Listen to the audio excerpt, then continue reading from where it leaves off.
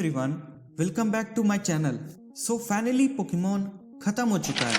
I mean to say for Pokemon fans, as there is no Pokemon without Ash and Pikachu, at least मेरा जितना मानना। So now depending on your all guys comments, I am gonna make videos on this channel just like on this topic which is about top 10 Ash Ketchum underrated Pokemons। हालांकि M2B Pokemon Master में Ash के काफी सारे Pokemons ने return किया था actually, but unfortunately उनको सिर्फ कैमियो देने के लिए बुलाया गया था 21 सालों के बाद, और हाँ बस कैमियो देके वो निकल गए। बट हम उन्हें अंडररेटेड नहीं रहने देंगे क्योंकि अब वो हमेशा के लिए अंडररेटेड हो चुके हैं, क्योंकि ना अब ऐश दिखेगा ना उसके कोई पोकेमॉन्स। तो अगर आप चाहते हो कि अंडररेटेड न रहे तो उसके लिए हम सिर्फ इतना कर सकते हैं कि उनके बारे में जानें और उनके पावर्स की रिस्पेक्ट करें, ना कि सिर्फ जो ऊपर बैठे हुए हैं उन्हीं की रिस्पेक्ट करें। सो यार finally let's start the video and one more thing, video के लास्ट में I am gonna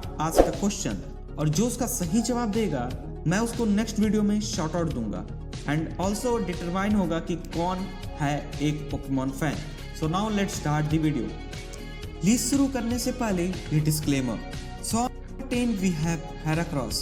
so guys, Ash का हेराक्रॉस ऐश की जूटो जर्नी का पहला और स्ट्रॉन्गेस्ट मेंबर बनता है। हमें ऐश का हेराक्रॉस सबसे पहले अजेलिया टाउन में दिखाई देता है, जहां वो ऐश के फ्रेंड्स को फॉलो कर रहा होता है। बाद में हमें पता चलता है कि हेराक्रॉस और पिंसर अपनी अपनी टेरिटरी को लेके आपस में फाइट कर रहे होते हैं, but thanks to Team Rocket, Pinsir और हेराक्रॉस साथ में मिलकर टीम रॉकेट से फाइट करते हैं और जीत जाते हैं। एंड लास्ट में ऐश का हेराक्रॉस ऐश का पीछा कर रहा होता है, जहाँ पे ऐश हेराक्रॉस से पूछता है कि क्या वो उसकी टीम को ज्वाइन करना चाहेगा, और हेराक्रॉस हाँ बोलता है, और इस तरह ऐश का हेराक्रॉस ऐश का पहला जोडो का पोकेमॉन बनता है। आगे चल के हेराक्रॉस के हमें कई बैटल सिखाए जाते हैं, जिसमें रोशेल के डॉनफैन के साथ उसकी पहली बैटल, जिसमें हेराक्रॉस रोशेल के मोस्ट एक्सपीरियंस डॉनफैन को छोड़ के बाकी सारे डॉनफैन्स को ऑलमोस्ट हरा देता है।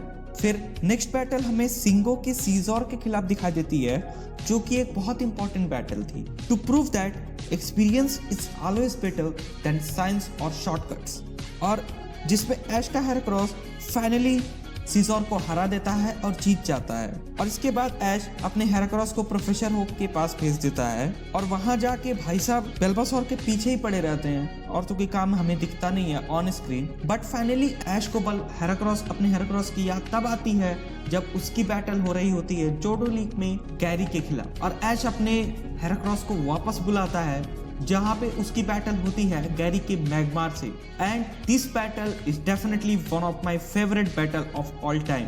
हेराक्रॉस टाइप डिसएडवांटेज होने के बावजूद भी गैरी के मैग्मार को हरा देता है, जो कि ऑलमोस्ट गैरी का most powerful fire type Pokemon था। आई थिंक फूल का रस काम कर गया, और ये था हेराक्रॉस का फाइनल बैटल जोडो रीजन में। इसके बाद हेराक्रॉस हमें सीधा होएन रीजन में दिखाया जाता है, ऐश के ग्रोवाइल से हाथ मिलाते हुए, और उसके बाद उसकी बैटल होती है स्पेंसर्स के पीनासोर के खिलाफ, जहाँ पे ऐश का हेराक्रॉस अपनी पूरी जान लगा देता है, बट पीनासोर कुछ ज्यादा ही पावरफुल था, उसकी वजह से ऐश का बलबस हेराक्रॉस हार जाता है। और लास्ट बैटल हमें दिखाई जाती है Pokemon lily of the valley conference में ऐश के हेराक्रॉस की बैटल होती है नैंडो के क्रिकेटून से। ये बैटल एक full on head to head buck type battle होती है, जो कि बहुत इंटरेस्टिंग होती है। एंड फाइनली ऐश का Heracross new move sleep top की हेल्प से फोकस पंच से नैंडो के क्रिकेटून को हरा देता है। एंड लास्टली हमें वो दिखता है टोबायस के साथ, जहाँ पे वो हाइपर बीम का यूज करके टोबायस के डार्कराई को थोड़ा डैमेज करता है, बट एट द एंड वो उसके डार्क वॉइड को नहीं सह पाता और हार जाता है। और ये थी हेराक्रॉस की पूरी जर्नी अभी तक की। M2B पोकेमॉन मास्टर में वो रिटर्न करता है उस वेलॉर्ड के एपिसोड में। एपिसोड का नंबर मुझे याद नहीं, बट कुछ खास नहीं था। मैं इंक्लूड भी नहीं करूंगा M2B पोकेमॉन मास्टर को, क्योंकि वो सिर्फ बेइज्जती थी और कुछ थी नहीं। मीन्स हेराक्रॉस वहां पे लिटरल कैरी बैक का अपीयरेंस लेता है, जहाँ पे वो सिर्फ ऐश को कैरी करके घूम रहा होता है इधर उधर, और कोई काम नहीं होता है, तो इसलिए M2B पोकेमॉन मास्टर को नहीं लेते हैं। सो नंबर 9 पे आता है ऐश का कॉर्फिश। सो ऐश का कॉर्फिश हमें सबसे पहले दिखाई देता है एडवांस जनरेशन के एपिसोड नंबर 23 में, जहाँ पे ऐश और उसके friends including may, Brock and max एक बीच पर कैंपिंग करने जा रहे होते हैं, जहाँ पे ये पोकेमॉन ऐश और उनके फ्रेंड्स को कॉन्स्टेंटली अटैक कर रहा होता है, पर क्योंकि कॉर्फिश बहुत ही ज्यादा फास्ट था और वो जमीन के अंदर से वॉर करता था, तो कुछ न कुछ जुगाड़ लगा के एट द एंड उन्होंने कॉर्फिश को हराया यूजिंग ऐश ट्रिको की हेल्प से। फाइनली ऐश कॉर्फिश को हराने में सफल होता है एंड फाइनली वो उसे कैप्चर कर लेता है। एंड फाइनली इसके बाद हमें कॉर्फिश सीधा दिखाई देता है एडवांस जनरेशन के एपिसोड नंबर 31 में, just one of the geyser नाम के एपिसोड में, जहाँ पे वो ब्रॉली से बैटल कर रहा होता है, जो कि एक्चुअली में एक रीमैच होता है जहाँ पे कॉर्फिश अपनी पहली बैटल जीतता है मचैप के खिलाफ, बट अनफॉर्चुनेटली सेकंड बैटल में हरियामा के खिलाफ वो हार जाता है due to lack of experience. But फिर भी वो बहुत अच्छा कर रहा था, बट अनफॉर्चुनेटली एक्सपीरियंस की कमी की वजह से वो हार जाता है। और इसके बाद ऐश उसको यूज करता है नेक्स्ट बैटल में, जो कि होता है एडवांस जनरेशन का एपिसोड नंबर 56 गोइंग यॉन, जहाँ पे वो फेस कर रहा था फ्लेनरी को, जो कि एक फायर टाइप जिम लीडर थी। और क्योंकि ऐश को लगा कि water type is stronger than fire type, इसलिए उसने कॉर्फिश का यूज किया। ओवरऑल ये बैटल काफी अच्छी थी, जहाँ पे वह स्लग्मा से फाइट करता है, मकार्गो से भी फाइट करता है और फाइनली वो डिफीट करता है टॉरकोल को। और इसी तरह वह कई सारे एपिसोड्स में अवेलेबल होता है, जैसे कि एडवांस जनरेशन के एपिसोड 110 में सुटोपोलस जिम में के बैटल में, जो कि एक ड्यू बैटल था सीलियो और सीकिंग के खिलाफ, और ऐश यूज करता है अपने कॉर्फिश और पिकाचू, और फाइनली कॉर्फिश जो है लवटिस को हराने में सफल होता है और हाँ, वो विस्कैस से हार जाता है। और इसके बाद ऐश उसे डायरेक्टली यूज करता है एवरग्रांड कॉन्फ्रेंस में, जहाँ पे कॉर्फिश कई सारी बैटल्स में ऐश की हेल्प करता है। एंड पर्सनली बात करूँ तो मेरा फेवरेट बैटल हमेशा से रहेगा केटी के खिलाफ विक्ट्री टूर्नामेंट का एपिसोड नंबर 29 था, जहाँ पे उसने यूज किया जो कि था कॉर्फिश की बैटल गोल्डक के खिलाफ। And trust me, this is the most hilarious battle I have ever seen. Means केटी was like trying to be very sneaky by using all the dirty tricks he can. Like Pikachu भी हार गया था, ग्लेली भी हार गया था, वहां पे कॉर्फिश आखिरी बचा था जिसने गोल्डक की साइकिक जैसी पावर्स को काउंटर किया, वो भी नींद में होते हुए। ओवरऑल कॉर्फिश हमेशा ही मेरा फेवरेट पोकेमॉन रहेगा, और इसने भी रिटर्न किया था M2P पोकेमॉन मास्टर के एपिसोड नंबर 2 में, जहाँ पे मिस्टी भी रिटर्न करती है और उसकी बैटल होती है पॉलीटॉट के खिलाफ, जो कि मिस्टी का एक पोकेमॉन था। एंड अनफॉर्चुनेटली कॉर्फिश वहां पे हार जाता है due to the unexpected move used by Politoed. ऐसा नहीं था कि वो वीक था, बट अनएक्सपेक्टेड मूव होने की वजह से वहां पे कॉर्फिश हार जाता है। वो एक्चुअली में ऐश की पहली लॉस थी after becoming a Pokemon champion, जिससे पोकेमॉन फैंस बिल्कुल भी खुश नहीं थे। So number 7 we have Melmetal और मिल्टन। ये कहना बिल्कुल भी गलत नहीं होगा कि मेलमेटल को एक्चुअली में राउलेट ने कैच किया था, जो कि हमें सबसे पहले मिल्टन के फॉर्म में दिखाया जाता है पोकेमॉन के एपिसोड 111 सन एंड मून के एपिसोड में, शो मी द मेटल नाम के एपिसोड में, जो कि अपने जैसे ही कई सारे मिल्टन के साथ मिल्टन जो है गलती से मेले आइलैंड पे पहुंच जाता है, जो कि इन्वेस्टिगेट कर रहा होता है अंडरग्राउंड पाइप को,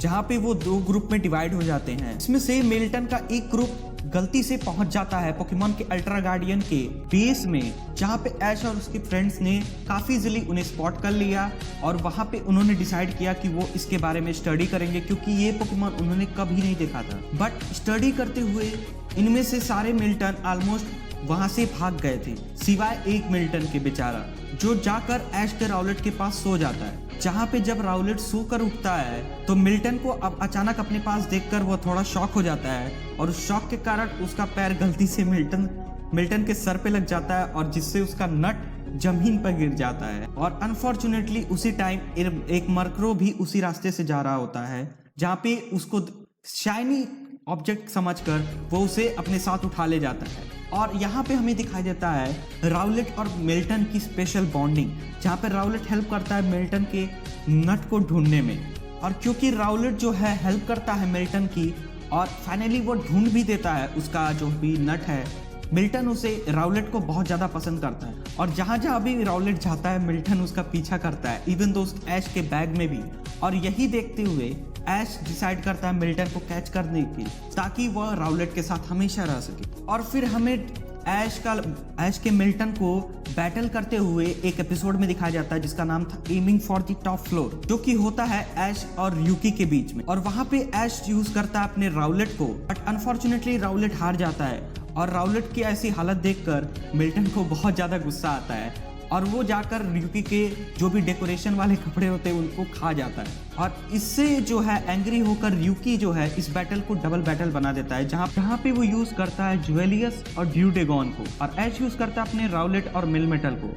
बैटल बहुत ही टफ होती है, but at the end Rowlatt और मिल्टन मिलकर एक कॉम्बिनेशन मूव का यूज करके ड्यूडेगॉन और ज्वेलियस को हरा ही देते हैं। और इसके बाद हमें मिल्टन सीधा हमें दिखाई देता है सन एंड मून के पोकेमॉन टूर्नामेंट में, जहाँ पे ऐश मिल्टन का यूज करता नहीं, एक्चुअली ऐश पिकाचू का यूज करता है कापा के हिप्नो के खिलाफ। बट हिप्नो जो है स्नीकी बन के ऐश के वीकेस्ट पोकेमॉन को यूज करता है पिकाचू के खिलाफ। बट अनफॉर्चुनेटली वो जो वीकेस्ट पोकेमॉन होता है वो कोई और नहीं, मिल्टन होता है। बट अनफॉर्चुनेटली जो हिप्नो जो पेंडुलम का यूज करता है, जिससे वो साइकिक का यूज करता है, उससे मिल्टन को बहुत ज्यादा प्यार हो जाता है, क्योंकि लोहे जैसी चीजों को खाता है और वो हिप्नो पे अटैक करके उस हिप्नो का पेंडुलम जो होता है उसको खा जाता है।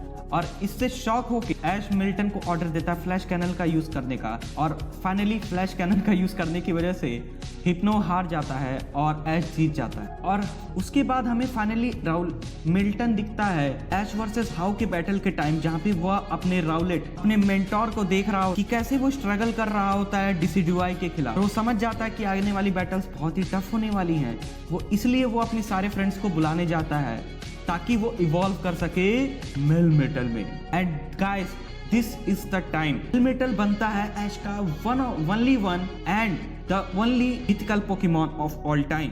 और फिर वो ऐश की हेल्प करता है ग्लैडियन की बैटल के खिलाफ और आखिर में प्रोफेसर कुकुई के खिलाफ। एंड अनफॉर्चुनेटली वो कोई भी बैटल जीत तो नहीं पाता, बट वो ऑलमोस्ट 50 to 60% वर्क कर जाता है, although without any experience. Well, Melmetal being a mythical Pokemon is definitely very underrated, so that's why I have kept him in this list. Unfortunately, because of not giving enough screen time, Melmetal is considered as one of the most underrated Pokemon of Ash forever. So that's conclude our list of top 10 underrated Pokemon of Ash. No, wait, मुझे कि सिर्फ 3 ही हुए हैं। Video बहुत लंबी बन चुकी है, तो हम इसको पार्ट 2 में कवर करेंगे टू द रिमेनिंग पोकेमॉन। सो आपके लिए क्वेश्चंस ये है, तो मुझे कमेंट करना है एटलीस्ट रिमेनिंग पोकेमॉन बचे हुए हैं जिन्हें हमने कवर नहीं किया है, टोटल 7 हैं आई गेस, जिसके कमेंट में एटलीस्ट 3 पोकेमॉन भी मैच करेंगे, उसे मैं अपनी अपकमिंग वीडियो जिसपे हम पार्ट 2 में कवर करेंगे रिमेनिंग पोकेमॉन्स को, उसमें मैं शाउट आउट दूंगा।